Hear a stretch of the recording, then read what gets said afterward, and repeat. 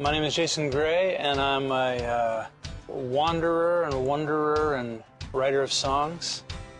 I suffer from a speech handicap known as stuttering. There it is right there. I forget my name, remind me who I am. In the mirror all I see is who I don't want. My speech impediment is a genetic disorder that lies dormant in you and is activated by a traumatic event. In my life, that was when my dad left and my parents divorced when I was a first grader.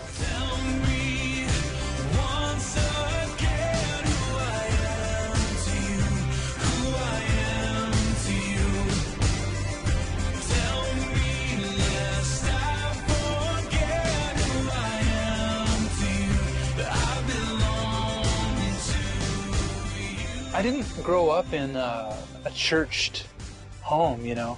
How was I aware of the Lord? The only way I know how to answer that is ever since I was a little boy, I just sensed His presence in my life, and I would just spend time in conversation with this God that I don't know how I knew about Him, except for I believe that He made Himself known to me, you know. My mom remarried a man.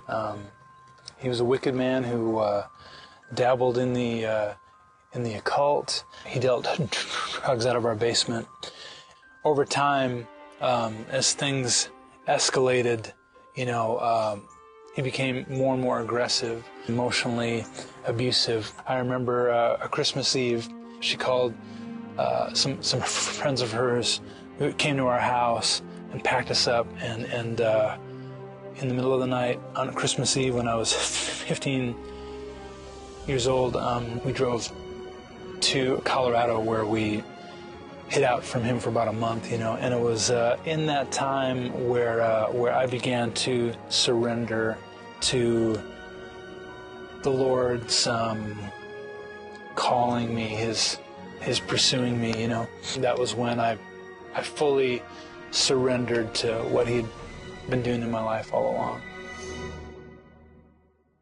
Most of us are so afraid and anxious over our weaknesses, you know, and I'm so grateful that because I talk weird, it gives me access to that place in people's hearts, you know.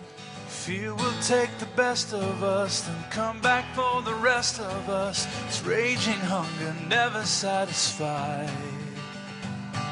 It's closer than a brother and more jealous than a lover, who holds you while it swallows you alive.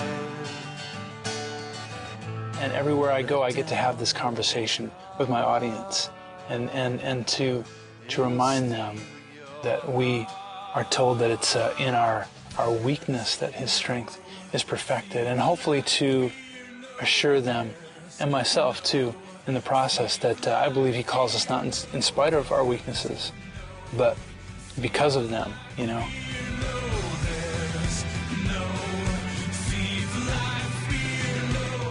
This conversation that I get to have with my audience, I hope that it disarms some of the power of fear and shame in people's lives.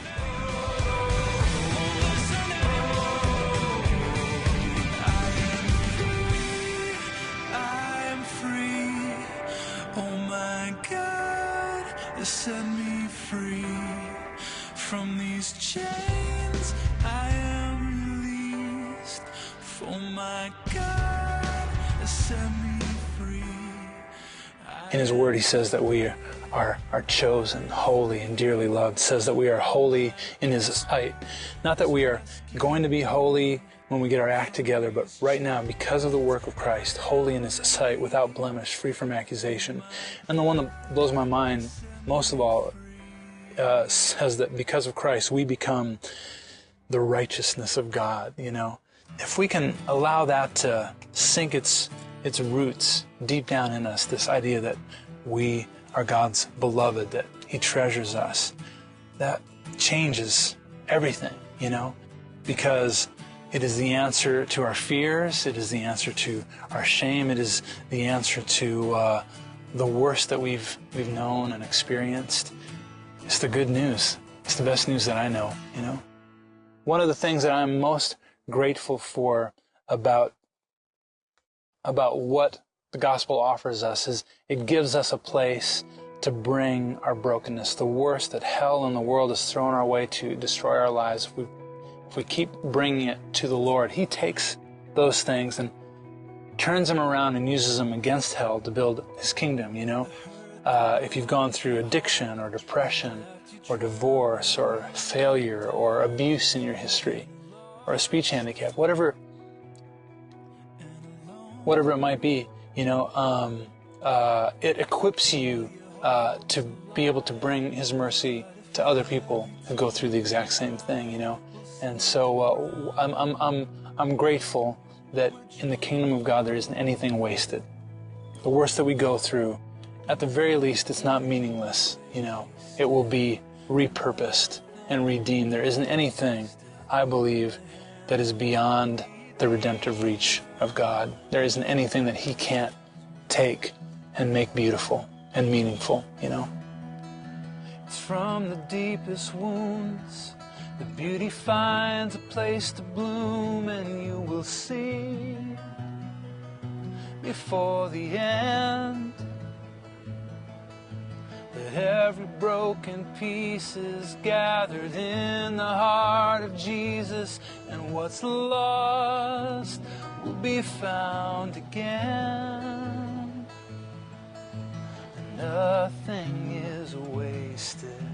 Nothing is wasted in the hands of our Redeemer.